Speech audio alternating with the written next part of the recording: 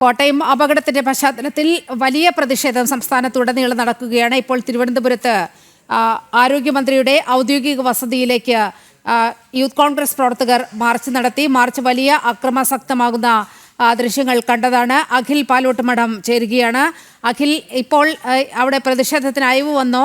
എന്താണ് അവിടെ നിന്ന് നൽകാൻ കഴിയുന്ന വിവരങ്ങൾ?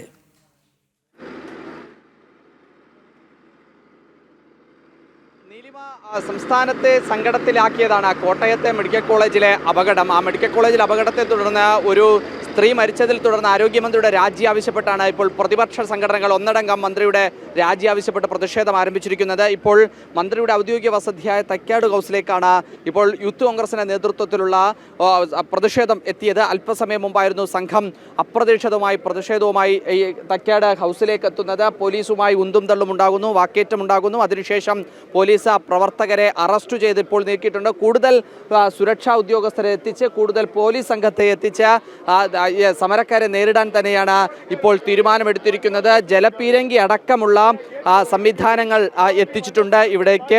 അങ്ങനെ വലിയ രീതിയിലുള്ള ഒരു ഒരുക്കം പോലീസിന്റെ ഭാഗത്തു നിന്നും ഉണ്ടാകുന്നുണ്ട്. കാരണം വലിയ തോതിലാണ് ആരോഗ്യമന്ത്രിയുടെ രാജി ആവശ്യപ്പെട്ടുള്ള പ്രതിഷേധം ഇപ്പോൾ സംസ്ഥാന വ്യാപകമായി പ്രതിപക്ഷ സംഘടനകൾ നടത്തുന്നത്. BJPയും കോൺഗ്രസും യൂത്ത് കോൺഗ്രസും അടക്കമുള്ള സംഘടനകൾ പ്രതിഷേധവുമായി എത്തുന്നത്. ഇപ്പോൾ ഈ തൈക്കാട് ഹൗസിന്റെ വിവിധ പ്രദേശങ്ങളിലേക്ക് വരുന്ന വാഹനങ്ങൾ നിയന്ത്രിക്കുന്നുണ്ട്. അതുപോലെ തന്നെ ജലപീരങ്കി അടക്കം എത്തിക്കുന്നുണ്ട്. ബാരിക്കേഡ് എത്തിച്ച് ആ ജലപീരങ്കി അടക്കം അല്ലെങ്കിൽ ബാരിക്കേഡ് കെട്ടി വാഹനങ്ങൾ അടക്കം നിയന്ത്രിക്കുന്ന ഒരു സാഹചര്യമുണ്ട്. കൂടുതൽ സംഘടനകൾ പ്രതിഷേധവുമായി ഇവിടേക്ക് എത്തും എന്ന് തന്നെയാണ് പോലീസ് ഇപ്പോൾ കണക്ക് കൂട്ടുന്നത്. അല്പസമയത്തിനകം നേരത്തെ യൂത്ത് കോൺഗ്രസ് സമരം പ്രഖ്യാപിച്ചിരുന്നത് നാളെയാണ്. നാളെ യൂത്ത് കോൺഗ്രസിന്റെ സംസ്ഥാന കമ്മിറ്റിയുടെ നേതൃത്വത്തിൽ സംസ്ഥാനത്ത് സെക്രട്ടേറിയറ്റിലേക്കുള്ള പ്രതിഷേധ മാർച്ചായിരുന്നു, ആരോഗ്യമന്ത്രിയുടെ രാജി ആവശ്യപ്പെട്ടുള്ള പ്രതിഷേധ മാർച്ചായിരുന്നു സംഘടിപ്പിച്ചിരുന്നത്. എന്നാൽ ആ രാജിക്ക് മുന്നോടിയായിക്കൊണ്ട് തന്നെ തിരുവനന്തപുരം ജില്ലാ കമ്മിറ്റിയുടെ നേതൃത്വത്തിലാണ് ഇപ്പോൾ ഒരു സമരം ഇവിടേക്ക് എത്തിയിരിക്കുന്നത്. ആ സമരത്തിലെ വന്ന പ്രവർത്തകരെ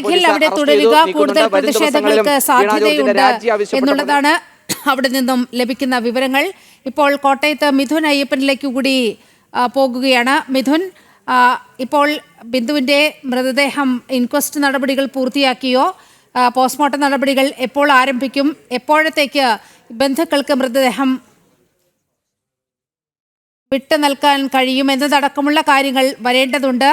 അതിനു മുൻപായി ജിജീഷിലേക്ക് പോവുകയാണ്. ജിജീഷ്, എന്താണ് അവിടെ നിന്നും ലഭിക്കുന്ന വിവരങ്ങൾ?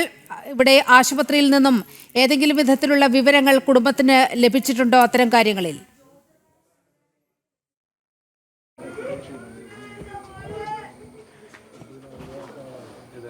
നീലിമ, നിലവിൽ അവർ ബന്ധുക്കളും കുടുംബാംഗങ്ങളുമെല്ലാം പറയുന്നത് അനുസരിച്ച് നാളെയായിരിക്കും മൃതദേഹം ഇങ്ങോട്ട് എത്തിക്കുക. അതിൽ കൃത്യമായ ഒരു വിവരങ്ങളിലേക്ക് എത്താൻ കഴിയുന്നില്ല എന്നത് തന്നെയാണ് അവർ പറയുന്നത്. കാരണം കൃത്യമായ വിവരങ്ങൾ അവരെ സംബന്ധിച്ചിടത്തോളം നിലവിൽ ലഭിച്ചിട്ടില്ല. ഇതിന് ക്രോഡീകരിച്ച് അറിയിക്കാനുള്ള അല്ലെങ്കിൽ സംവിധാനം അല്ലെങ്കിൽ അത്തരത്തിൽ വേഗത്തിൽ നടപടികൾ പൂർത്തിയാക്കാനുള്ള ഒരു സംവിധാനങ്ങൾ എല്ലാം തന്നെ ഉണ്ടാകേണ്ടിയിരുന്നു എന്ന കാര്യം തന്നെയാണ് അവരെല്ലാവരും തന്നെ ചൂണ്ടിക്കാണിക്കുന്നത്. കാരണം ഒരു കുടുംബത്തിൻ്റെ അത്താണിയാണ് നഷ്ടപ്പെട്ടിരിക്കുന്നത്.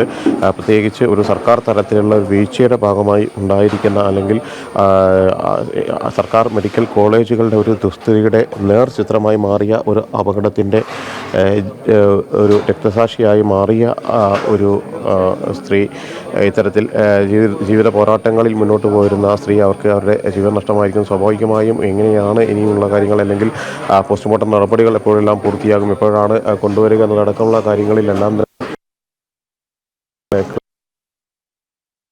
കാര്യം തന്നെയാണ് അവർ പ്രധാനമായും പറയുകയും ചെയ്യുന്നത്. ഈ കാണാൻ കഴിയുന്നത് വീട്ടിന് ദൃശ്യങ്ങളാണ്. അറിയാവുന്ന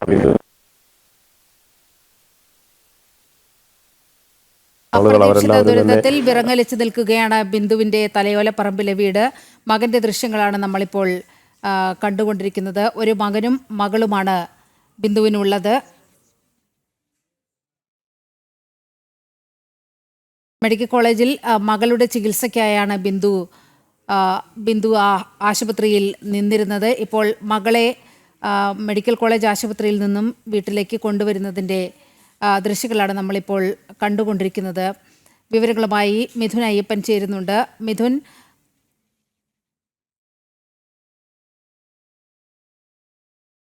മിഥുൻ മുരളി ചേരുകയാണ്. മിഥുൻ, ഈ മകൾക്ക് വേണ്ടിയാണ് ആ അമ്മ കഴിഞ്ഞ 3 ആഴ്ചയായി കോട്ടയം മെഡിക്കൽ കോളേജിൽ കഴിഞ്ഞിരുന്നത്. ആ മകളുടെ ചികിത്സയ്ക്കായി, സർജറിക്കായി ഒരുക്കം നടക്കുന്നതിനിടയിലാണ് അപ്രതീക്ഷിതമായി എത്തിയ ദുരന്തം അമ്മയുടെ ജീവൻ അപഹരിച്ചിരിക്കുന്നത്. വിവരങ്ങൾ എന്തെല്ലാം?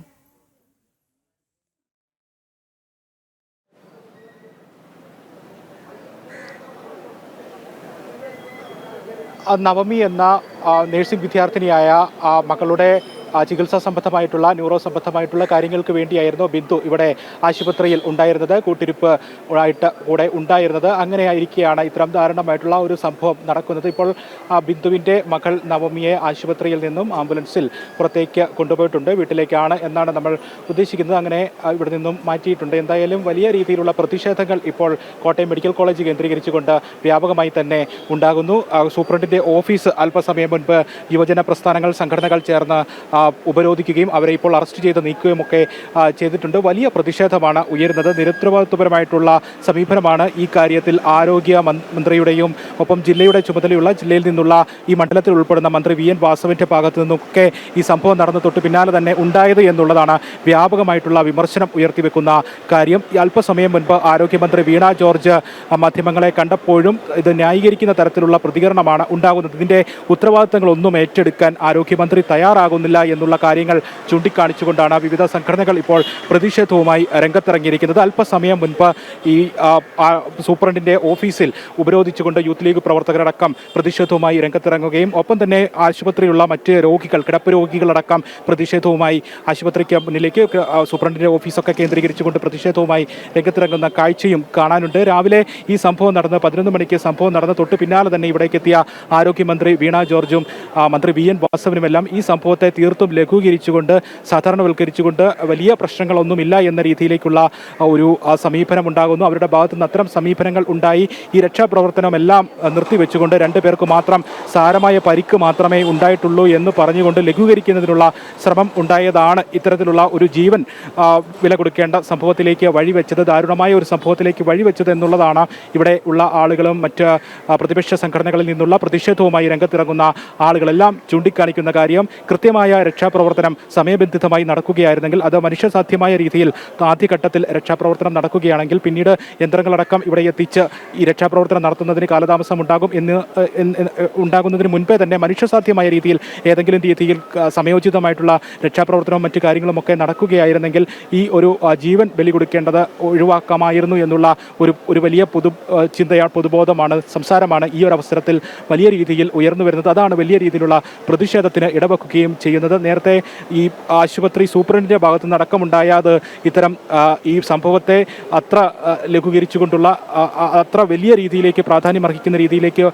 ഉള്ള രീതിയിലുള്ള ഒരു പ്രതികരണങ്ങളല്ല എന്നുള്ളതും സൂപ്രണ്ടിനെതിരെ അടക്കം വ്യാപകമായ വിമർശനങ്ങൾ ഉയർന്നു വരുന്നതിനും കാരണമാകുന്നു. സൂപ്രണ്ട് നേരെ പ്രതികരിച്ചപ്പോഴും ഈ ആശുപത്രിയിലെ വിവിധ ഭാഗങ്ങളിലെത്തി പരിശോധനകൾ നടത്താൻ സാധിക്കുമോ എന്നടക്കമുള്ള ചില പ്രതികരണങ്ങൾ നടത്തിയതും വ്യാപകമായ പ്രതിഷേധങ്ങൾക്ക് ഇടവെക്കുകയും ചെയ്തിട്ടുണ്ട്. എന്തായാലും ഈ താഴെത്തട്ട് മുതൽ, ആശുപത്രിയുമായി ബന്ധപ്പെട്ടുള്ള താഴെത്തട്ട് മുതൽ മുകൾ തട്ട് വരെ ആരോഗ്യമന്ത്രിയുടെ വിഭാഗം വരെയുള്ള എല്ലാ മേഖലകളിലും സർവത്ര വീഴ്ച സംഭവിച്ചിരിക്കുന്നു. വലിയ വീഴ്ചകൾ ആവർത്തിച്ച് സംഭവിച്ചിരിക്കുന്നു. ഓരോ വിഭാഗങ്ങളുമായി സംബന്ധിച്ച് ഏതൊക്കെ ബ്ലോക്കുകളാണ് പ്രവർത്തിക്കുന്നത്, ഏതൊക്കെ ബ്ലോക്കുകളിലെ ശുചിമുറികളാണ് ഇപ്പോൾ പ്രവർത്തനത്തിലുള്ളത്, ഏതൊക്കെ കെട്ടിടങ്ങളാണ് പ്രവർത്തന യോഗ്യമാക്കിയത് എന്നുള്ളത് സംബന്ധിച്ചൊന്നും ആശുപത്രി അധികൃതർക്ക് കൃത്യമായ ധാരണ ഇല്ലായിരുന്നോ എന്നുള്ള ചോദ്യമാണ് വ്യാപകമായ രീതിയിൽ വിമർശനമായി ഉയർന്നു വരുന്നത്.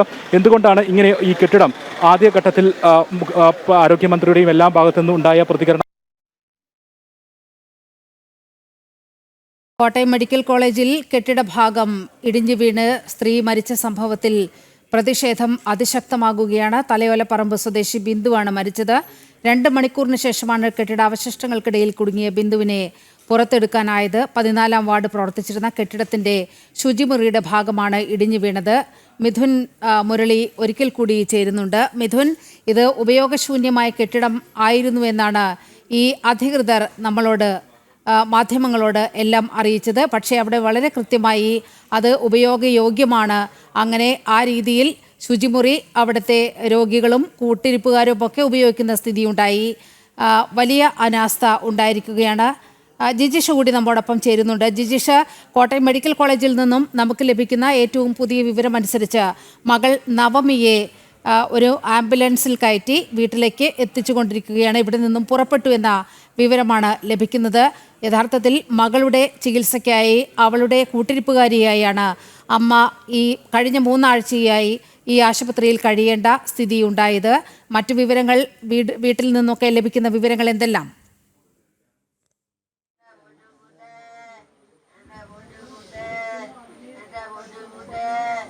ഇനിമ നമ്മളിപ്പോൾ ഈ വീട്ടിനകത്തു നിന്നുള്ള ദൃശ്യങ്ങൾ ആണ് കാണുന്നത്. അമ്മ സീതാലക്ഷ്മി മകളുടെ വിയോഗത്തിൽ നെഞ്ചിട്ടടിച്ച് കരയുന്ന ഒരു ദൃശ്യങ്ങൾ തന്നെയാണ്. ഒപ്പം തന്നെയാണ് ബിന്ദുവിൻ്റെ ബന്ധുക്കളും അടുത്ത സുഹൃത്തുക്കളും എല്ലാം തന്നെ ഇവിടെ വരികയും ചെയ്തിട്ടുള്ളത്.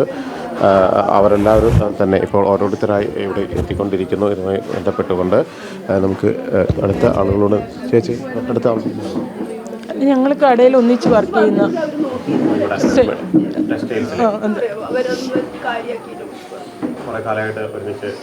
ഞങ്ങളവിടെ ഉണ്ട്. ഈ ചേച്ചി ഒത്തിരി വർഷമായി, ബിന്ദുമ്മയെന്നാണ് ഞങ്ങൾ വിളിക്കുന്നത്, ഒത്തിരി വർഷമായിട്ടുള്ളത് അവിടെ.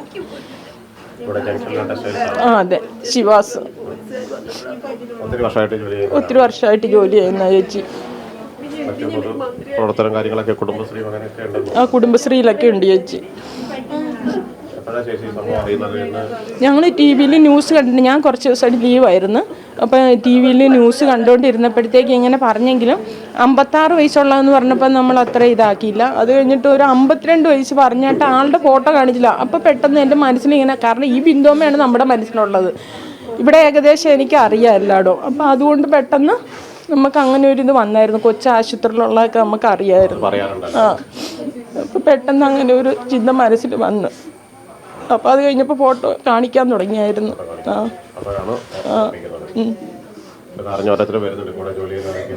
ഇതെല്ലാം നമ്മൾ കടയിൽ നിൽക്കുന്ന സ്റ്റാഫുകളോ ഇതെല്ലാം.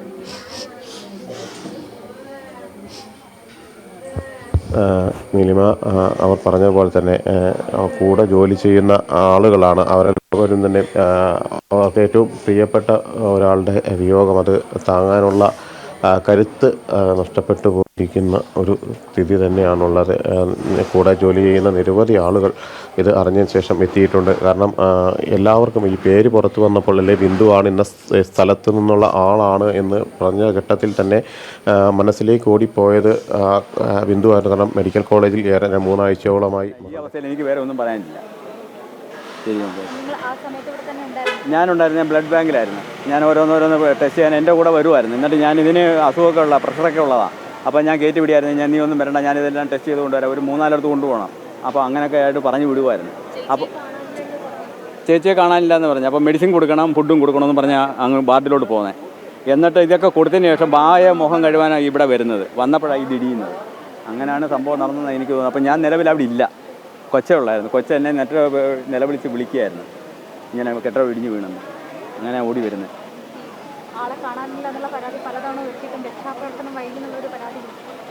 രക്ഷാപ്രവർത്തനം അപ്പോഴത്തെ തൊട്ടേ ഇവിടെ രക്ഷാപ്രവർത്തനം നടത്താനുള്ള ഏരിയ അല്ലല്ലോ, റാമ്പാണ് കിടക്കുന്നത്. അതിനകത്ത് JCB ഒക്കെ കൊണ്ടുവരാൻ പാടാം. അതൊരു നമ്മൾ കുറ്റം പറഞ്ഞിട്ട് കാര്യമില്ല. പിന്നെ ഉള്ള സമയത്തിന് അത് മാത്രമല്ല, റഷ് സമയമാണ്. ഈ സമയം നല്ല ആൾക്കാർ തിങ്ങി നിൽക്കുന്ന സമയമാണ്. അപ്പോൾ ഇതിൻ്റെ ഇടയ്ക്ക് കൊണ്ടുവരാൻ പാടാം. എന്തായാലും അവർ കൊണ്ടുവന്ന് നോക്കി. പിന്നെ ഒരു ശകലം താമസിച്ചു പോയി അല്ലേ, ഒരു ശകലം നേരത്തെ ആയിരുന്നെങ്കിൽ, ഇത് നല്ല സ്ഥലത്തായിരുന്നെങ്കിൽ എളുപ്പം JCB കൊണ്ട് കുത്തി നോക്കി ആളിനെ എടുക്കാമായിരുന്നു. പക്ഷേ ഒരു ശകലം താമസിച്ചു പോയി അതിനകത്ത്.